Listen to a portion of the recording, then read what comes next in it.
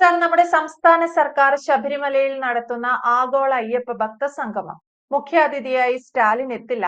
പകരം സ്റ്റാലിൻ വിടുന്നത് അവിടുത്തെ തമിഴ്നാട്ടിലെ ദേവസ്വം മന്ത്രിയെയും IT വകുപ്പ് മന്ത്രിയെയുമാണ്.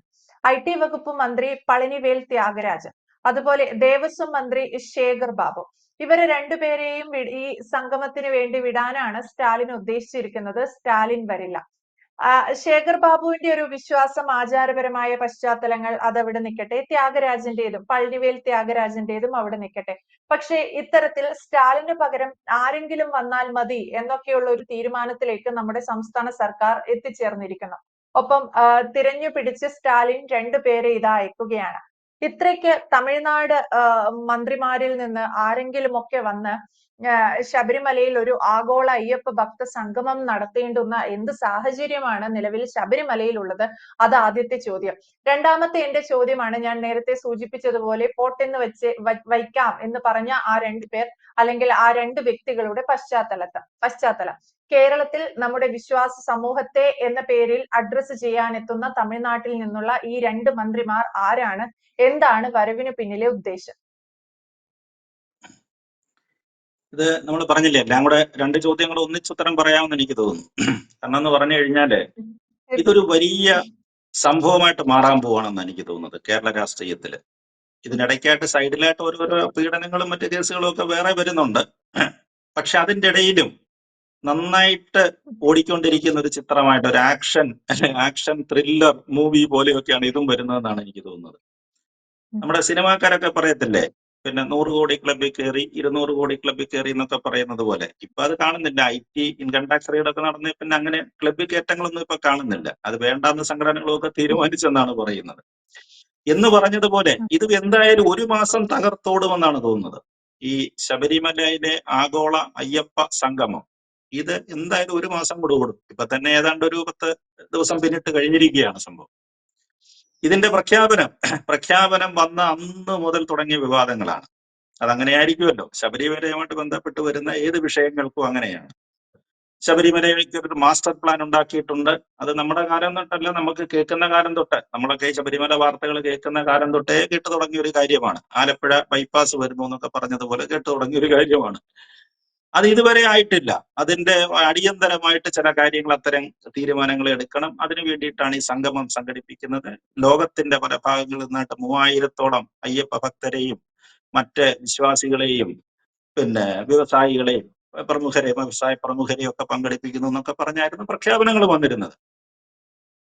പക്ഷെ അന്ന് കേൾക്കേണ്ടിയിരുന്ന പേരുകൾ, അതിനകത്ത് അത്യാവശ്യം കേൾക്കേണ്ടിയിരുന്ന പേരുകളായ ഭക്തജന സംഘടനകള്, ഹിന്ദു സംഘടനകള്, കേരളത്തിൽ നിന്നുള്ള BJPയുടെ MP-മാര്, അല്ലെങ്കിൽ അത്തരത്തിലുള്ള നേതാക്കന്മാര്, ഇവരുടെയൊന്നും പേരുകൾ അന്ന് കേട്ടിരുന്നില്ല, കാര്യമായിട്ട് വന്നിരുന്നില്ല. അന്ന് തന്നെ അത് വിമർശന വിധേയമായി കേട്ടോ. അന്ന് തന്നെ വിമർശന വിധേയമായി അവരതൊക്കെ ചൂണ്ടിക്കാണിക്കുന്നുണ്ട്. കാരണം പഴയ സംഭവങ്ങളൊക്കെ ഓർമ്മ വരുന്നത് കൊണ്ട് എല്ലാവർക്കും പഴയ പശ്ചാത്തലം ഓർമ്മ വരുമല്ലോ. പണ്ട് അവിടെ ശബരിമലയിൽ ഉണ്ടായ സംഭവങ്ങളും സുപ്രീം കോടതിയുടെ വിധിയും അവിടെ ഉണ്ടായ കലാപങ്ങളും സംസ്ഥാനത്തുണ്ടായ കലാപങ്ങളും ഒക്കെ ഓർമ്മ വരുന്നത് കൊണ്ട് എല്ലാവരും അത്തരം കാര്യങ്ങൾ ചൂണ്ടിക്കാണിച്ചിരുന്നു. അപ്പൊ ഇത്തരം കാര്യങ്ങൾ ഒരു തീരുമാനം ഉണ്ടാക്കണമെന്ന് പറഞ്ഞു. പക്ഷെ എന്തുകൊണ്ടോ ആകാം, വിളിക്കാം, അതിന്റെ സമയമൊന്നും ആയിട്ടില്ലല്ലോ, ഇനിയും പിന്നെ 20-25 ദിവസം കൂടെ ബാക്കിയുണ്ടല്ലോ എന്നാണ് ഇന്നലെ തിരുവിതാംകൂർ ദേവസ്വം ബോർഡ് പ്രസിഡന്റ് പറയുന്നത്. 25 ദിവസത്തിനകം ക്ഷണക്കത്ത് അയക്കാം, അല്ലെങ്കിൽ തലേ ദിവസമെങ്കിലും അവരുടെ വീട്ടിലേക്കല്ലോ ഓഫീസിലോ കൊണ്ട് കൊടുക്കാമെന്നൊക്കെയാണ് പറയുന്നത്. അപ്പൊ ഈ കാര്യങ്ങളെ സംബന്ധിച്ച് ഏതാണ്ട് ഒരു വ്യക്തത വന്നു കഴിഞ്ഞു. ആരൊക്കെയാണ് അവിടെ സംഗമത്തിൽ പങ്കെടുക്കാൻ വരുന്നത് എന്നുള്ളതിനെ കാര്യങ്ങളെ കുറിച്ച് ഒരു ധാരണയൊക്കെ ഉണ്ടായി കഴിഞ്ഞു. ഹിന്ദു സംഘടനകളെ ഒന്നും വിളിച്ചില്ലെങ്കിലും അവരൊക്കെയാണല്ലോ ശരിക്കും ഇവിടെ കാണിക്ക അർപ്പിക്കുന്നത്. ഇപ്പൊ 10 രൂപ തൊട്ടാണെങ്കിൽ പോലും വലിയ തുകകളും കാണിക്ക അർപ്പിക്കുന്ന അവിടെ വരുന്ന ഭക്തന്മാരാണ്. പക്ഷെ അവരെയൊന്നും വേണ്ട. ഒരു പക്ഷെങ്കിൽ ചിലപ്പോൾ ഈ ആഗോള സംഘമമായതുകൊണ്ട് മസാല ബോണ്ടിന് സാധ്യത ഉണ്ടായിരിക്കും. മസാല ബോണ്ട് കൊടുക്കാൻ താല്പര്യമുള്ള വ്യവസായികളും ഒക്കെ ഉണ്ടായിരിക്കും ആ കൂട്ടത്തിൽ, അല്ലെങ്കിൽ സമ്പന്നന്മാരൊക്കെ ഉണ്ടായിരിക്കും എന്നാണ് തോന്നുന്നത്. അപ്പൊ അത്തരം ആളുകളെയൊക്കെ മതി എന്നാണ് പറയുന്നത്. ആയിക്കോട്ടെ, എന്തായാലും അത് ഇതിന്റെ വിമർശനത്തിന് വിധേയമായി. ഇതിന്റെ ഇടയിലാണ് പിന്നെ പ്രധാനപ്പെട്ട ഒരു കാര്യം മുങ്ങിപ്പോവുകയും ചെയ്തു. ഇതിനകത്തിലെ പോളിറ്റ് ബ്യൂറോ, കത്ത് വിവാദം, ഗോന്നം മാഷ്, ശ്യാമ്, ഇങ്ങനെയൊക്കെ ചില പേരുകളൊക്കെ സജീവമായിട്ട് നിലനിന്നിരുന്നു. അതെല്ലാം മുങ്ങിപ്പോവുകയും ചെയ്തു. അപ്പൊ അതുകൊണ്ട് ഇപ്പൊ അയ്യപ്പ സംഗമമാണ്, അവിടത്തേക്കാണ് അത് ഫോക്കസ് ചെയ്യുന്നത്. രണ്ടാമത് അതിനകത്തുണ്ടായ കാര്യം എന്ന് പറയുന്നത് മുഖ്യ അതിഥിയായിട്ട് ആര് പങ്കെടുക്കണം എന്നുള്ളതാണ്. ഉദ്ഘാടകൻ നമ്മുടെ മുഖ്യമന്ത്രി തന്നെയാണ്. മുഖ്യമന്ത്രി അവിടെ പങ്കെടുക്കുമെന്നാണ് പറയുന്നത്. അപ്പൊ അതിനു വേണ്ടിയിട്ട് നിർദ്ദേശിച്ചൊരു പേരെന്ന് പറയുന്നത് ഏറ്റവും കൂടുതൽ ഭക്തജനങ്ങൾ വരുന്നതും ഇന്ത്യ മുന്നണിയിലെ ഇന്ത്യ മുന്നണിയിലെ പ്രധാന ഘടകകക്ഷി നമ്മുടെ അയൽ സംസ്ഥാനമായി തമിഴ്നാടിന്റെ മുഖ്യമന്ത്രി എം.കെ. സ്റ്റാലിനെ പങ്കെടുപ്പിക്കാമെന്നായിരുന്നു തീരുമാനിച്ചിരുന്നത്. സ്റ്റാലിനെ ചെന്നിട്ട് ഇവിടുത്തെ ദേവസ്വം മന്ത്രി BN വാസവൻ അവിടെ ചെന്ന് അദ്ദേഹത്തെ നേരിട്ട് ക്ഷണിച്ചു. അദ്ദേഹം സമ്മതിക്കുകയും ചെയ്തു. അതിന്റെ വാർത്തകളും വന്നു. പക്ഷേ ഇതാ ഇന്നലെ കാര്യങ്ങൾ ആകെ കീഴ്മേൽ മറിഞ്ഞിരിക്കുകയാണ്. ശബരിമല പോലെ അതിന്റെ വികസനം സംബന്ധിച്ച ചർച്ചകളും കാര്യങ്ങളും ഉരുത്തിരിയുന്ന ഒരു ആഗോള സംഗമത്തിൽ സംബന്ധിക്കാൻ സ്റ്റാലിന് സാധിക്കുന്നില്ല. കാരണങ്ങൾ എന്താണെന്ന് പറയുന്നില്ല. അദ്ദേഹത്തിന് വലിയ തിരക്കുണ്ടാകുന്നെന്നാണ് പറയുന്നത്. തിരക്കുമായിട്ട് ബന്ധപ്പെട്ട് കേരളത്തിലേക്ക് ഈ പറയുന്ന സെപ്റ്റംബർ 20 അദ്ദേഹത്തിന് വരാൻ സാധിക്കില്ലെന്നാണ് പറയുന്നത്. തിരക്കുണ്ടാകാം, തമിഴ്നാടിന്റെ മുഖ്യമന്ത്രിയാണ്, അങ്ങനെയൊക്കെ അത്തരം കാര്യങ്ങൾ നമുക്ക് ആ രീതി കണ്ടാൽ മതി. അത് പക്ഷേ അത് മുൻകൂട്ടി ആലോചിക്കാതെ 2 ദിവസം മുമ്പ് ഞാൻ വരാമെന്ന് പറഞ്ഞിട്ട് 3-ാമത്തെ ദിവസം വരുന്നില്ല എന്ന് പറഞ്ഞു കഴിഞ്ഞാല് അതിനകത്തിൽ നമ്മൾ തിരക്കുകളെ അങ്ങനെ തിരക്കെന്ന് പറയുന്ന ആ എക്സ്ക്യൂസിനെ നമുക്ക് മുഖവിലേക്ക് എടുക്കാൻ സാധിക്കുമോ എന്നാണ് എനിക്ക് സംശയം. സ്റ്റാലിൻ വളരെ ബുദ്ധിമാനാണ്. ഈ സ്റ്റാലിനെ ഔദ്യോഗിക മുഖ്യാതിഥിയായി ക്ഷണിച്ച ശേഷമാണ് കേരളത്തിൽ നിന്ന് BJP അധ്യക്ഷൻ രാജീവ് ചന്ദ്രശേഖരന്റെ പ്രസ്താവന വരുന്നത്. ഇത്തരത്തിലുള്ള അവിശ്വാസികളെ അവര് ഹിന്ദു ധർമ്മത്തെ എന്നും എതിർക്കുന്നവരാണ്. അദ്ദേഹത്തിന്റെ മകനാണെങ്കിലും വലിയ പോരാളിയുമാണ്. ഹിന്ദു ധർമ്മത്തിനെതിരെ നിൽക്കുന്ന ആളുകളാണ് അവർ. അങ്ങനെയുള്ള ആളുകളെ ആരെങ്കിലും കൊണ്ടുവന്നാൽ ഞങ്ങൾ തടയും, ഞങ്ങൾ പമ്പയിലേക്ക് കടക്കാൻ അനുവദിക്കത്തില്ല, അല്ലെങ്കിൽ നിലയ്ക്കൽ നിന്ന് താഴോട്ട് വരാൻ സമ്മതിക്കത്തില്ല എന്നൊക്കെയുള്ള പ്രസ്താവനകൾ വന്നു. അപ്പൊ സ്റ്റാലിന് അപകടം മനസ്സിലായി. അദ്ദേഹത്തിന് അത് കൃത്യമായിട്ട് അപകടം മനസ്സിലായി. അപകടം മനസ്സിലായിട്ട് പ്രത്യേകിച്ച് നമ്മള് കഴിഞ്ഞ എപ്പിസോഡിൽ പറഞ്ഞതുപോലെ തന്നെ കന്നി 5-ാം തീയതി 4-ാം തീയതിയാണ് നടക്കുന്നത്. ശബരിമല നട തുറന്നിരിക്കുന്ന സമയമാണ്. ആ സമയത്തെങ്ങാണ് അവിടെ വരുന്ന സമയത്ത് തമിഴന്മാർ ധാരാളം ഉണ്ടാകും അവിടെ. അവരുടെ മുമ്പിൽ വെച്ച് സ്റ്റാലിനെ തടയുകയോ അല്ലെങ്കിൽ സ്റ്റാലിന്റെ നേരെ പ്രതിഷേധ പ്രകടനങ്ങളൊക്കെ ഉണ്ടായി കഴിഞ്ഞാൽ അവസ്ഥ എന്താണ്? അദ്ദേഹത്തിന് ഇതിൽ ഒരു നാണക്കേടുണ്ടാകാനില്ല. തമിഴ്നാട്ടിൽ കിരീടമില്ലാത്ത രാജാവായിട്ട് വാഴുകയാണ് അദ്ദേഹം. അപ്പൊ അദ്ദേഹത്തെ തമിഴ്നാട്ടുകാരായ ആളുകൾ കേരളത്തിൽ വെച്ച് തടയുകയോ അല്ലെങ്കിൽ കേരളീയരെ കൂടെ ചേരുന്ന സംഘം തടയുകയോ ഒക്കെ ചെയ്തു കഴിഞ്ഞാലും തെരഞ്ഞെടുപ്പ് നേരിടാൻ നിൽക്കുന്ന ഒരു മുഖ്യമന്ത്രിയാണ്. അദ്ദേഹത്തിന് വലിയ ക്ഷീണമായി പോകുന്നത്. അതുകൊണ്ട് സ്റ്റാലിൻ അതുകൊണ്ടായിരിക്കാമെന്ന് തോന്നുന്നു, അത്തരം ചില മുൻകരുതലുകളൊക്കെ എടുത്തുകൊണ്ടായിരിക്കാമെന്ന് തോന്നുന്നു സ്റ്റാലിൻ എന്തായാലും വരുന്നില്ല. പകരം 2 മന്ത്രിമാരെ അയക്കാമെന്നാണ് പറയുന്നത്. ഒരാളെ സംബന്ധിച്ചിടത്തോളം ന്യായമാണ്. ദേവസ്വം മന്ത്രിയാണ്, തമിഴ്നാടിന്റെ ദേവസ്വം മന്ത്രി. നമ്മുടെ ദേവസ്വം മന്ത്രിയും പങ്കെടുക്കുന്നുണ്ടല്ലോ. ഈ തമിഴ്നാട് ശേഖർ ബാബു എന്ന് പറയുന്നത് തമിഴ്നാട് ഹാർബർ മണ്ഡലം, ചെന്നൈ ഹാർബർ മണ്ഡലത്തിന് അദ്ദേഹം വിജയിച്ചിരിക്കുന്നത്. പക്ഷെ ഒരു പ്രശ്നം എന്ന് പറഞ്ഞു കഴിഞ്ഞാൽ അദ്ദേഹം പറഞ്ഞതുപോലെ ഒരു കടുത്ത നിരീശ്വരവാദിയാണ്. ഒരു നിരീശ്വരവാദ സ്വഭാവമാണ് അദ്ദേഹത്തിനുള്ളത്. നോക്കുക, അവിടെ മന്ത്രിമാരുടെ വകുപ്പുകൾ വിധിച്ചു കൊടുത്തിരിക്കുന്ന ഒരു രീതി നോക്കുക. പിന്നോക്ക ജാതിക്കാരെയൊക്കെ ക്ഷേത്രങ്ങളിൽ കയറ്റണം, അവരെ കൊണ്ട് പ്രധാനപ്പെട്ട കോവിലുകളിലൊക്കെ പൂജ നടത്തിക്കണം, അങ്ങനെയൊക്കെ പറഞ്ഞ് തമിഴ്നാട്ടിലെ ഹിന്ദു സമൂഹത്തിനെതിരെ നന്നായിട്ട് പ്രക്ഷോഭം നയിച്ചുകൊണ്ടിരിക്കുന്ന ഒരു നേതാവാണ് ശേഖർ ബാബു. ശേഖർ ബാബു ആണ് ഇതിൽ ചങ്ങലിൽ പങ്കെടുക്കുന്ന മറ്റൊരാൾ.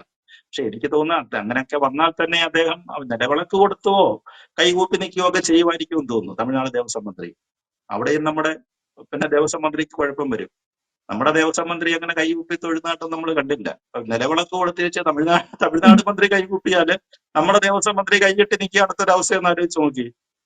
അപ്പൊ എന്തൊക്കെയോ കൊനഷ്ടുകളാണ് ഇതിനകത്ത് വരാൻ പോകുന്നതെന്ന് തോന്നുന്നു. രണ്ടാമത്തെ ആളെന്ന് പറയുന്നത് പളനിവേൽ ത്യാഗരാജനാണ്. പളനിവേൽ ത്യാഗരാജനെ അയച്ചതിനകത്തിലാണ് ഇപ്പൊ കൂടുതൽ സംശയം വന്നിരിക്കുന്നത്. ത്യാഗരാജൻ അവിടുത്തെ ഫിനാൻസ് മന്ത്രി, ധനകാര്യമന്ത്രിയായിരുന്നു. വളരെ മിടുക്കനായ വിദേശത്ത് വിദ്യാഭ്യാസം ചെയ്ത വളരെ മിടുക്കനായ മന്ത്രിയായിരുന്നു. അദ്ദേഹത്തെ പ്രത്യേകമായിട്ട് അദ്ദേഹത്തിന്റെ അച്ഛനും അപ്പൂപ്പനും അവരെ പാരമ്പര്യമായിട്ട് തമിഴ്നാടിന്റെ മധുര, ദിണ്ടിഗല്, തേനി, പളനി പ്രദേശങ്ങളിൽ വലിയ സ്വാധീനമുള്ള നേതാക്കളായിരുന്നു അവരൊക്കെ. അദ്ദേഹത്തിന് അവരുടെ തലമുറയിൽപ്പെട്ട ആളാണ് പളനിവേൽ. വിദേശത്ത് വിദ്യാഭ്യാസം ചെയ്തു. പിന്നെ അദ്ദേഹത്തിന്റെ ഭാര്യ ഒരു വിദേശിയാണ് കേട്ടോ. അദ്ദേഹത്തിന്റെ ഭാര്യ ഒരു വിദേശിയാണ്. അപ്പൊ ഒരു ഭാര്യയും കൂടെ കൊണ്ടുവരുവാണെങ്കിൽ ശരിക്കും ആഗോള സംഗമത്തിൽ ഒരു വിദേശിയെ പങ്കെടുപ്പിക്കാം. ഒരു വിദേശ രാജ്യപ്രതിനിധിയും കൂടെ ഇവര് പങ്കെടുക്കുന്നുണ്ട്. അങ്ങനെ ഒരു പ്ലസ് പോയിന്റ് അതിനകത്തിലുണ്ട്. പക്ഷെ സ്റ്റാലിന്റെ ഒരു പറഞ്ഞില്ല, സ്റ്റാലിന്റെ മനസ്സിൽ ഇന്നും കെടാതെ നിൽക്കുന്ന ഒരു കനലാണ്, കെടാതെ നിൽക്കുന്ന ഒരു പ്രതികാര കനലാണ് ഈ പറയുന്ന പളനിവേൽ ത്യാഗരാജൻ. എല്ലാവർക്കും അത് ഓർമ്മയുണ്ടാകും.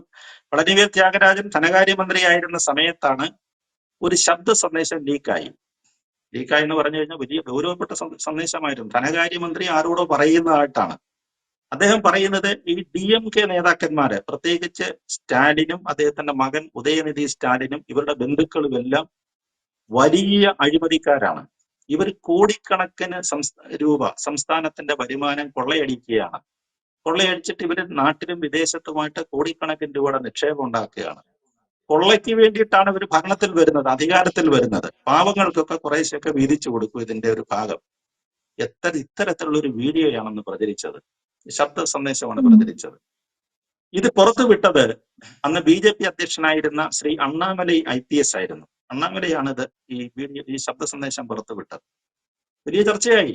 നമ്മുടെ മലയാള മാധ്യമങ്ങൾ അത്രയും കാര്യമായിട്ട് വന്നില്ലെങ്കിൽ ഇംഗ്ലീഷ് ചാനലുകളൊക്കെ വലിയ ചർച്ചയായിരുന്നു. തമിഴ്നാട്ടിൽ വലിയ ചർച്ചയായിട്ട് വന്നൊരു വിഷയമാണിത്.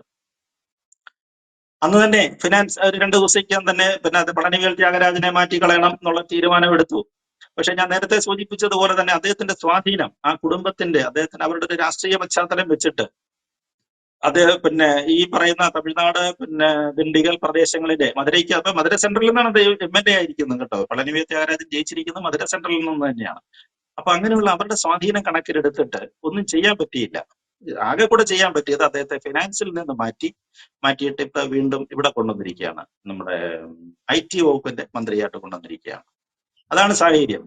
അപ്പൊ എനിക്ക് തോന്നുന്നത് അങ്ങനെ സ്റ്റാലിന്റെ ആ വൈരാഗ്യ ബുദ്ധിയാണോ ഒരു പക്ഷെങ്കിൽ പഴനിവേൽ ത്യാഗരാജനെ പോലെ ഒരാളുടെ ഇങ്ങോട്ട് അയച്ചതെന്നാണ് നമുക്കൊരു സംശയിക്കേണ്ടിയിരിക്കുന്നത്. ഇനി പണ്ടത്തെ പോലെ അയ്യപ്പന്മാര് നെയ്ത്തേങ്ങ, അങ്ങനെയാണല്ലോ നടപ്പന്തരി ഒരാളിനെ നെയ്ത്തേങ്ങ എറിയാനായിട്ട് കൈ ഉയർത്തി പിടിച്ചതെന്നാണ് പറയുന്നത്. അങ്ങനെ സംഘടിതമായിട്ട് വരുന്നവരെല്ലാരും കൂടെ നെയ്ത്തേങ്ങ വലിച്ചിട്ട് പഴനിവേൽ ത്യാഗരാജന്റെ തലയിലേക്ക് എറിയട്ടെ, അല്ലെങ്കിൽ ആ ഏറോ അടിയോ ത്യാഗരാജൻ കൊണ്ടുവിട്ടെ എന്നൊക്കെ ഉള്ള ഉദ്ദേശങ്ങളാണോ എന്നും അറിയത്തില്ല. എന്തായാലും വലിയ താല്പര്യം പഴനിവേൽ ത്യാഗരാജനോട് അത്ര വലിയ താല്പര്യം സ്റ്റാലിൻ ഉണ്ടാകുമോ എന്നുള്ള കാര്യത്തില് നമുക്ക് സംശയമുണ്ട്. പിന്നെ BJP മന്ത്രിമാരെയൊക്കെ വിളിക്കുന്നെന്നാണ് പറയുന്നത്. ഇപ്പൊ സുരേഷ് ഗോപിയെ പോലെയുള്ള മന്ത്രി വരുമോ നമുക്ക് അറിഞ്ഞുകൂടാ. അദ്ദേഹത്തിന്റെ ക്ഷണം ഉണ്ടാകുമോ എന്നുള്ള കാര്യത്തിൽ തീരുമാനമായിട്ടില്ല. ഇനി അഥവാ അദ്ദേഹം വന്നു കഴിഞ്ഞാൽ തന്നെ പിന്നെ സദസ്സിലിരുത്താൻ ഒക്കത്തില്ലല്ലോ, വേദിയിലേക്ക് കയറ്റേണ്ടി വരും.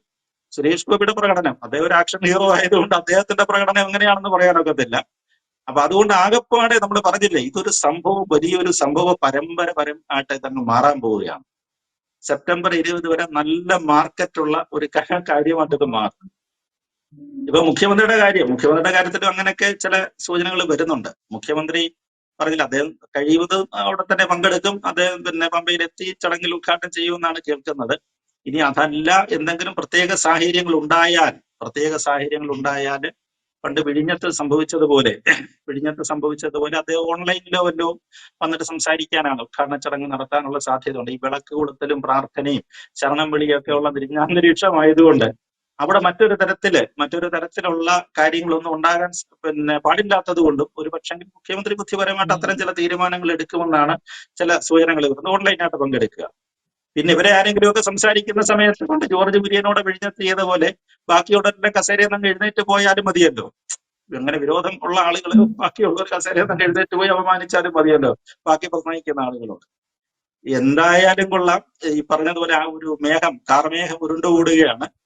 അതെ, ശബരിമലയുടെ ഒരു നല്ല കാര്യത്തിനെന്നൊക്കെ പറഞ്ഞാണ് ഇതൊക്കെ ചെയ്യുന്നതെങ്കിലും നമ്മൾ ഇതൊക്കെ കൂട്ടി വായിക്കുമ്പോൾ നമുക്ക് ആ ഉദ്ദേശശുദ്ധിയെ അങ്ങ് വിട്ടുകൊടുക്കാൻ പറ്റുന്നില്ല. അതാണ് ഇക്കാര്യത്തിൽ എനിക്കുള്ള അഭിപ്രായം. എന്തായാലും ഈ രീതിയിൽ ശബരിമലയിലേക്ക് വലിയൊരു ആഹ്വാനത്തിന് നമ്മുടെ സംസ്ഥാന സർക്കാർ ഒരു ശ്രമം നടത്തുന്നു. അതിന് മുന്നോടിയായി അവർ തൊട്ടടുത്ത നമ്മുടെ അയൽ സംസ്ഥാനമായ തമിഴ്നാട്ടിൽ നിന്ന് മുഖ്യമന്ത്രി സ്റ്റാലിനെ ക്ഷണിക്കുന്നു. സ്റ്റാലിൻ അസൗകര്യം പറയുന്നു, പകരം 2 മന്ത്രിമാരെ ഏർപ്പെടുത്തുന്നു. ആകെ മൊത്തം ശബരിമലയിലേക്ക് വലിയൊരു ആഹ്വാനമാണ് ഇവർ നടത്തുന്നത്. തുടക്കത്തിൽ രാജഗോപാൽ സർ സൂചിപ്പിച്ചതുപോലെ കേരളത്തിൽ വലിയ ഒരു മാറ്റം കൊണ്ടുവരാൻ, അല്ലെങ്കിൽ കേരളത്തെ ഞെട്ടിക്കുന്ന എന്തെങ്കിലും ഒരു കാര്യം ഇതുവഴി ഇവർ ശബരിമലയിലേക്ക് ആസൂത്രണം ചെയ്യുന്നുണ്ട് എന്ന കാര്യം വ്യക്തമാണ്. ഒരു വമ്പൻ മാറ്റം കൂടി ഇതിലൂടെ വരും എന്ന് നമുക്ക് പ്രതീക്ഷിക്കാം. പക്ഷേ ഭക്തരെ സംബന്ധിച്ചിടത്തോളം ഇത് എത്രത്തോളം അവരെ വ്രണപ്പെടുത്തുന്ന നടപടിയാണ് എന്ന് കൂടി സർക്കാർ ആലോചിക്കേണ്ടതുണ്ട്. വ്യക്തമാണ്. Thank you sir.